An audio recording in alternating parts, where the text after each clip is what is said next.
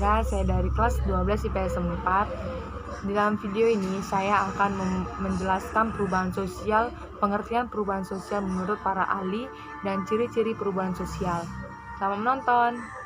Menurut Selo Soemarjan, perubahan sosial merupakan semua perubahan pada lembaga-lembaga kemasyarakatan di dalam suatu masyarakat yang mempengaruhi sistem sosialnya, termasuk yaitu nilai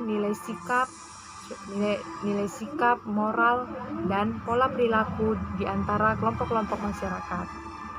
Yang kedua, menurut Parsudi Suparlan, perubahan sosial adalah perubahan di dalam struktur sosial dan pola hubungan sosial, yaitu hubungan keluarga, sistem kekuasaan dan politik atau penduduk. Ketiga, menurut Max Iver, perubahan sosial merupakan perubahan dalam hubungan sosial atau social relationship. Di dalam suatu perubahan terdapat keseimbangan hubungan sosial. John Lewis. Menurut John Lewis, perubahan sosial merupakan sebagai suatu variasi dari cara hidup yang telah diterima, baik karena perubahan kondisi geografis, kebudayaan, material, komposisi. Yang kelima, menurut William F. Ofbrun. Menurut William Ofbrun, perubahan sosial menekankan pada kondisi teknologis yang mengakibatkan perubahan pada beberapa aspek kehidupan sosial, misalnya perubahan pola berpikir masyarakat yang sangat dipengaruhi oleh kemajuan iptek. 5. Menurut Kingsley Davis. Menurut Kingsley Davis, perubahan sosial merupakan perubahan yang terjadi dalam struktur dan fungsi masyarakat. Dan nomor 6, menurut Hans Gard. Menurut Hans Gard, perubahan sosial adalah apapun yang terjadi, kemunculan, perkembangan, kemunduran dalam kurun waktu tertentu. Kedua, saya akan menjelaskan ciri-ciri perubahan sosial.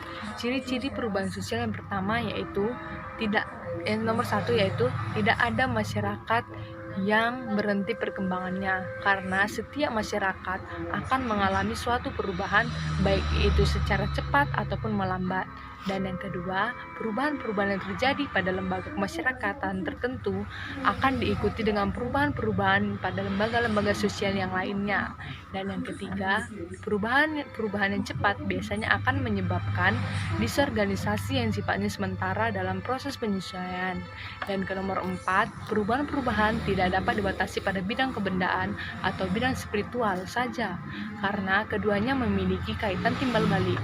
Dan nomor 5, secara tipologis, perubahan-perubahan sosial dapat dikategorikan sebagai berikut. 1. Proses sosial, yaitu hubungan timbal balik antara berbagai seni kehidupan.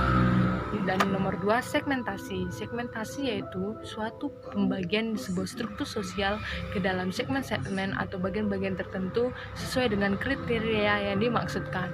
Dan nomor 3, perubahan struktural, yaitu perubahan yang terjadi dalam sebuah susunan yang berupa jalinan antara unsur-unsur sosial yang pokok.